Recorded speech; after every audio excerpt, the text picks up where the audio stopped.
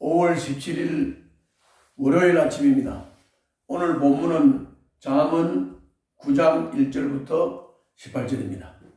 자, 오늘은 묵상 나눔을 하기 전에 먼저 말씀을 좀 드리겠습니다. 그건 뭐냐면은 요즘 우리가 묵상하는 잠언 같은 본문은 그냥 어지간하면 신중하게 천천히 읽으면 다 이해가 되는 말씀이죠. 그러다 보니까 이제 쉽게 가볍게 여기면서 묵상을 이렇게 진중하게 하지 않고 또 쉴 수도 있고 그런 현상이 일어날 수 있습니다. 또 어떤 본문이 어려워요. 읽어도 뭐 말인지 몰라. 그러면 또 이거는 어렵다고 묵상을 쉴 수 있어요. 그러니까는 본문이 읽으면 쉬운 것은 가볍게 여기면서 묵상을 게을리하고 쉴 수 있고, 또 본문이 어려운 것은 읽어서 무슨 말인지 모르니까 또 묵상을 게을리하고 쉴 수 있어요. 어떻든 본문이 어려운 본문이든 또 본문이 쉬운 본문이든 모두 다 우리를 게으르게 할 수 있고 묵상을 쉬게 할 수 있다 하는 것을 우리가 꼭 명심을 하고, 이 본문이 쉬운 본문이든 어려운 본문이든 본문이 익숙한 거든 상관없이 꾸준하게 매일 묵상 시간을 지키고 말씀을 들을 때 자세는 겸손하게 하나님의 음성을 듣는 자세로 듣는 것이 중요합니다. 그래서 묵상 성공의 첫째 비결은 바로 시간을 정해놓고 정해놓은 시간을 절대적으로 지킨다. 이것이 묵상 성공 요소의 한 부분입니다. 꼭 명심을 하시고 매일매일 정해놓은 시간에 묵상을 꼭 하시고 본인이 스스로 본문을 읽으면서 하나님이 어떤 분인지 내게 주시는 교훈이 뭔지를 체크를 하고 하나님이 깨달아졌으면 종일 생각하고 묵상하고 그리고 교훈은 내게 적용와서 실천하는 이런 꾸준한 훈련이 우리들에게 필요한 것입니다. 자, 그러면은 오늘 본문 나누겠습니다. 잠언 9장 1절부터 18절이라고 했습니다. 이제까지 잠언을 묵상하면서 잠언이 계속 지혜를 강조했습니다.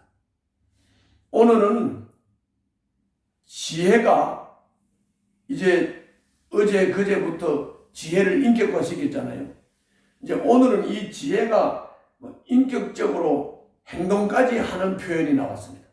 그게 뭐냐면은 잔치를 거하게 배설을 했습니다. 그리고는 시녀들을 내보내서 어수룩한 사람, 지각이 모자라는 사람들을 초청을 했습니다. 그래서 어수룩한 길을 버리고 생명을 얻고 명철의 길을 따라가도록 지금 유도하고 있습니다. 그것이 바로 1절부터 6절 말씀입니다. 제가 한번 읽어볼게요. 1절부터 6절. 여러분들 한번 같이 보시죠. 지혜가 7 기둥을 깎아 세워진 지혜의 집을 짓고 짐승을 잡고 포도주를 잘 빚어서 잔치상을 차린 다음에 시녀들을 보내어 성읍 높은 곳에서 외치게 하였다. 어수룩한 사람은 누구나 이리로 발길을 돌려라. 지각이 모자라는 사람도 초청하라고 하였다. 와서 내가 차린 음식을 먹고 내가 잘 빚은 포도주를 마셔라. 어수룩한 길을 내버리고 생명을 얻어라. 명철의 길을 따라가거라 하였다. 라고 했습니다. 지혜가 집을 짓고 포도주를 빚고 시녀를 내보내서 외치고 초청을 해서 어수룩한 사람, 지각이 없는 사람들을 잔치에 와서 지각을 얻고 부스러운 삶을 버리고 그리고 생명의 길로 가도록 한다. 그렇게 말씀하셨습니다. 우리는 마음만 먹으면 어디에서든 지혜를 대할 수 있고 지혜를 만날 수 있고 그분이 항상 잔치를 배설하고 우리를 초청하기 때문에 그분의 초청에 우리가 응할 마음만 있고 응할 자세만 돼 있고 응하기만 한다면 우리는 지혜의 삶을 살 수가 있는 것입니다. 그런데 이 지혜가 아무에게나 다 유익한 게 아니에요. 거만한 사람 그리고 사악한 사람에게는 이 지혜가 유익이 되지 않아요. 이렇게 거만하고 사악한 사람은 훈계하는 사람을 도리어 비난하면서 수치를 당하게 만들고 그리고 훈계하는 사람을 미워한다고 했습니다. 그러므로 지혜로운 사람, 하나님을 경외하는 사람들을 훈계하면 유익이 되지만 거만한 사람, 사악한 사람은 훈계를 해도 유익이 되지 않는다. 이 말을 다른 말로 말하면 하나님을 경외하고 하나님을 아는 사람은 겸손한 사람이죠. 하나님의 말씀에 귀를 기울이고 그 말씀을 정말 생명 걸고 순종하는 사람들이죠. 그러므로 지혜로운 사람은 겸손한 사람이고 지혜는 겸손한 사람에게 유익을 주고 은혜를 끼치고 지혜롭게 한다. 그러나 거만하고 교만한 사람, 사악한 사람은 이 지혜를 받아들이지도 않고 훈계하는 사람을 비난하고 그리고 훈계하는 사람을 막 수치를 당하게 만들고 그래서 막 미워하고 질투하고 그렇게 한다. 그러므로 오늘 우리는 주님의 말씀을 겸손히 귀를 기울이는 지혜자인가 겸손한 사람인가 자기 자신을 살펴보고 하나님의 말씀을 들을 때는 정말 겸손한 자세로 말씀을 들어야 합니다. 그 부분을 한번 읽어보겠습니다. 7절부터 12절입니다. 자, 제가 읽겠습니다. 같이 보시죠. 거만한 사람을 훈계하면 수치를 당할 수 있고 사악한 사람을 책망하면 비난을 받을 수 있다. 거만한 사람을 책망하지 말아라. 그가 너를 미워할까 두렵다. 반대로 지혜로운 사람은 꾸짖어라. 그가 너를 사랑할 것이다. 지혜로운 사람은 훈계를 할수록 더욱 지혜로워지고 의로운 사람은 가르칠수록 학식이 더할 것이다. 주님을 경외하는 것이 지혜의 근본이요 거룩하신 이를 아는 것이 슬기의 근본이다. 나 지혜로 말미암아 내가 오래 살 것이요 내 수명도 길어질 것이다. 내가 지혜로우며 그 지혜가 내게 유익하지만 내가 거만하면 그 거만이 너만 해롭게 할 것이다. 우리가 지혜의 말씀을 받을 때 거만하면 안 되겠어요. 교만하면 안 되겠어요. 겸손해야 되겠습니다. 그리고 이제 그 뒷부분은 이제 어리석은 여자 얘기를 하는데 이 어리석은 여자도 막 거리에 나가서 외친다 그랬어요. 그제 말씀에는 지혜가 성 높은 곳에서 외친다고 했잖아요.